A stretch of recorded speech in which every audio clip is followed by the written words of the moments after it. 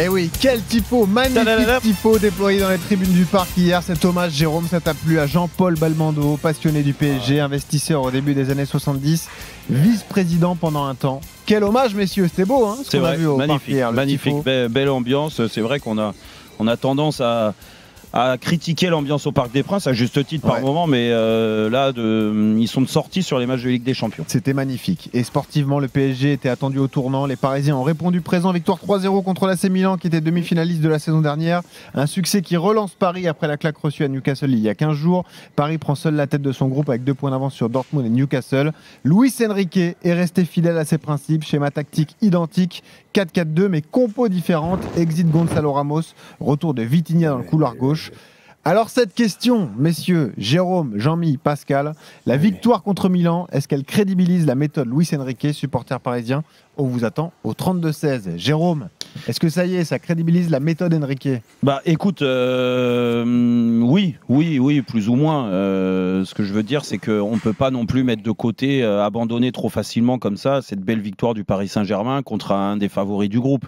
Donc autant on est tombé sur le Paris Saint-Germain après ce fiasco à Newcastle, autant là on peut mettre en avant une belle réaction, une revanche qu'ont pris les joueurs sur la Ligue des Champions, sur leur dernière sortie en Ligue des Champions à Newcastle. Là ils ont répondu présent sur l'état d'esprit, sur la combativité, sur le don de soi, sur l'état d'esprit collectif.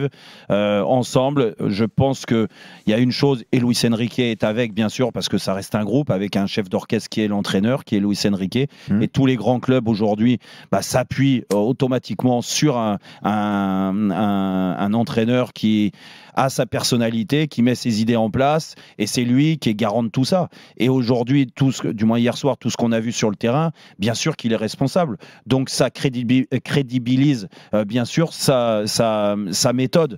Après, attention, tous les feux sont pas ouverts malgré tout, et que on parle de méthode, de tactique, comment il emploie les joueurs, quels joueurs il met sur le terrain, dans quel état physique et technique ils sont. Il y a des satisfactions depuis le début, et ça c'est à noter. On va parler tout à l'heure de Zahir Emery, mais on peut aussi parler de Vitinha, qui est une satisfaction depuis le début, qui a un rôle important, de Ugarte.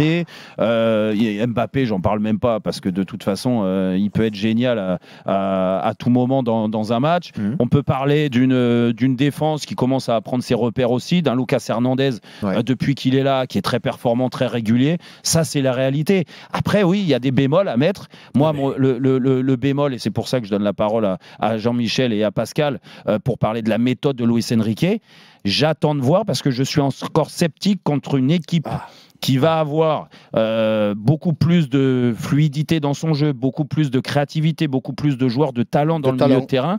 Je pars du principe que ce dispositif qu'il met en place avec son schéma en 4-4-2, on va pas arrêter de parler de 4-2-3, du 4-2-4, ce 4-4-2 à plat, je pense qu'il n'a pas les hommes pour jouer de cette façon-là. Jean-Mi. Non mais c'est une plaisanterie, Benoît. Tu me dis qu'il est fidèle à ses... Ah ouais, je vais pas te manquer parce que ta présentation du procès déjà m'a déjà mis les poils pour raide. Bon, ça va. Mais il est fidèle à ses principes. C'est une plaisanterie. Non mais il a joué. Non mais attends, quand tu dis qu'il est fidèle à lui en 4-4-2, peu importe qu'il soit en 4-4-2 ou en 4-2-4, comme il l'a été lors du match à Newcastle. Et le 4-2-4, il a été inventé en 58 par les Brésiliens. Il nous l'a ressorti en 2023, le 4-2-4. Le 4-2-4. Tu y étais, toi, en 58 ? Bien sûr que j'y étais. En tout cas, j'étais devant ma télévision. Et j'ai pris mon pied.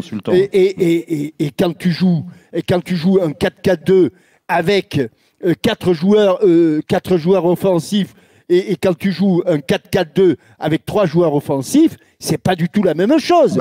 C'est pas pareil. C'est pas pareil quand tu joues avec des hommes de couloir qui s'appellent, dont l'un s'appelle Vitinha, et quand tu joues avec des hommes de couloir dont l'un s'appelle Kolo Muani. C'est pas la même chose. Alors ne me dis pas. Ne me dis pas que Luis Enrique a été fidèle à ses principes. Je ne juge pas Luis Enrique. Je dis simplement que Luis Enrique a tiré les leçons du match à Newcastle et que à domicile, il a mis au départ une équipe un peu plus prudente que celle qu'il avait mis à l'extérieur à Newcastle. Je dis simplement ça. Je dis simplement que les 20 premières minutes, heureusement qu'il est dans ce schéma, parce que les 20 premières minutes, s'il n'a pas une équipe aussi équilibrée qu'elle l'était hier, notamment sur le plan défensif, peut-être que dans les 20 premières minutes, il en prend un, tu vois, parce que si elle est aussi déséquilibrée qu'à Newcastle, il en prend peut-être un dans les 20 premières minutes. Donc, il a tiré les leçons. Luis Enrique, il n'est pas fidèle à ses principes. Il est fidèle aux événements qu'il voit, aux leçons qu'il tire, et c'est quand même le principal pour un entraîneur. Parce qu'un entraîneur qui est fidèle à ses principes et qui perd tous les matchs, non, il a beau être fidèle, non, mais Jean-Michel, il est quand même nul. Là-dessus, je suis d'accord, mais il y a des entraîneurs, et ça a souvent été reproché aux derniers entraîneurs du PSG, où on a l'impression que ils sont pas morts avec leurs idées, en fait. Qu'ils ont fait ils ont fait en fonction de ce que les joueurs voulaient, et c'est pour ça que la stratégie aujourd'hui. Ça, c'est autre chose. On parle de Luis Enrique. Oui, non, mais Jérôme, non, mais Luis Enrique. Est-ce que l'équipe dans sa composition hier, dans son équilibre hier, ressemble à celle qui a joué à Newcastle? Il y a un joueur de différence. En fait, mais ça fait beaucoup. Ça fait beaucoup. Non, mais en termes, le 4-4, je te le répète, il a été inventé en 1958. Oui, on sait. Voilà, donc ils ont le droit d'évoluer.